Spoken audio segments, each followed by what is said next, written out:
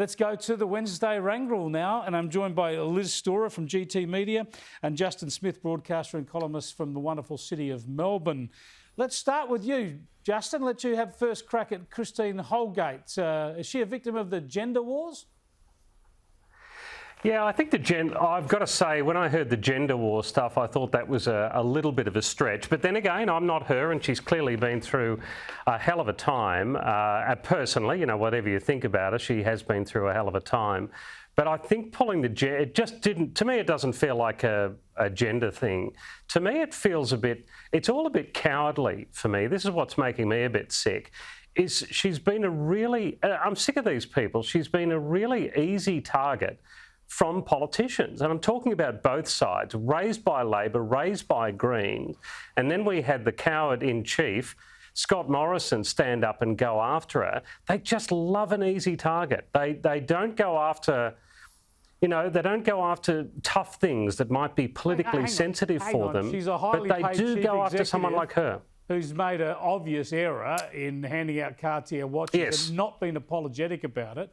So I think she should, and she should get whacked for that. Yeah, and Morrison today at least has admitted he went too far in his rhetoric.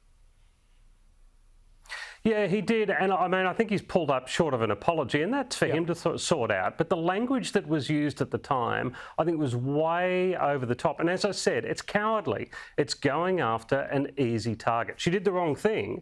But still, plenty of people have done the wrong thing, and Scott Morrison smirks and sort of looks into his chest and shies away from these things. And if he wants to talk tough, he can start talking tough about all things that are important. Yeah, I tend to agree with the thrust of what Justin says there, Liz. I mean, I think she did the wrong thing. I think that Australia Post, the board and her, needed a rebuke for those practices, but I don't think she should have been sacked. She was poorly treated. But the gender card is what interests me.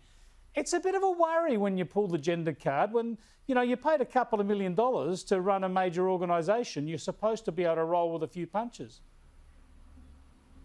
Yeah, indeed, Chris. Look, can I just say, as a woman in corporate life, I am so sick of women in corporate life playing this gender card.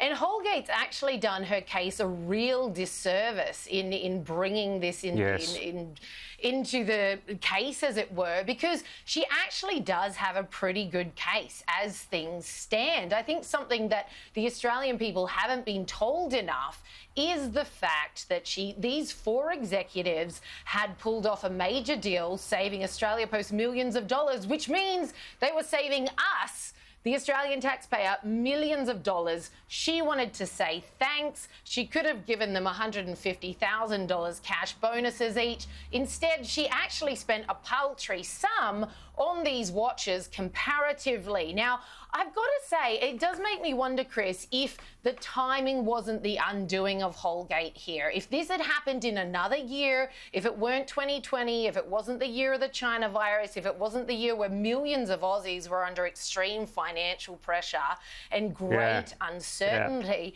would this even have made the headlines? No, you're definitely right. I don't think she should have been dismissed. I don't think it was dismissible whatsoever. Yeah, I think the board and chairman were pathetic. They should have been able to take the heat, work with her and fight back. But they just wanted to squirm and sort of get rid of her to appease their political masters. This actually happened in 2018, but you're right, it was revealed at the height of the pandemic when so many people were going through so many difficult financial situations, and that made it politically volatile.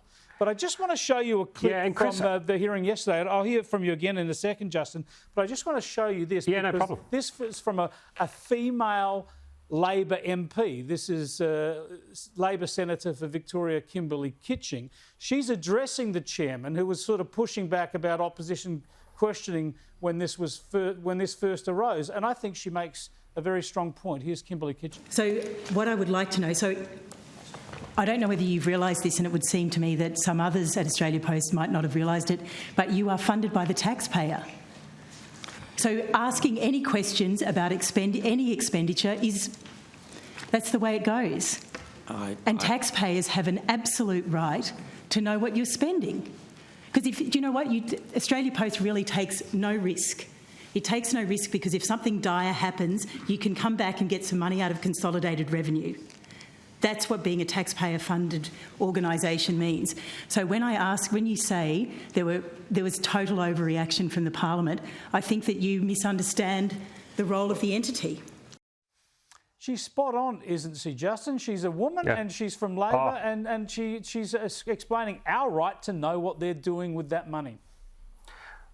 Absolutely, and it just completely nailed it. And I think, what Liz was saying before about the bonuses and the watches, and it was it a sackable offence? I think the biggest offence from Holgate was that she just didn't get it. And I don't know if she still does quite get it. As I said, she's been through a hell of a time, and that's personal, and I don't want to get into that. But she doesn't get this watch business, and it was just at an appalling time. And look, they're ours. Australia Post is ours, whether they like it or not. And whether they get sick of people criticising them, they belong to us in that sense. They can grab that money and they can get it out of consolidated revenue. We do fund them, and they're just got to suck it up. Yeah, their brand value, their cachet is all about the fact that they are Australia Post. We own them, we rely on them.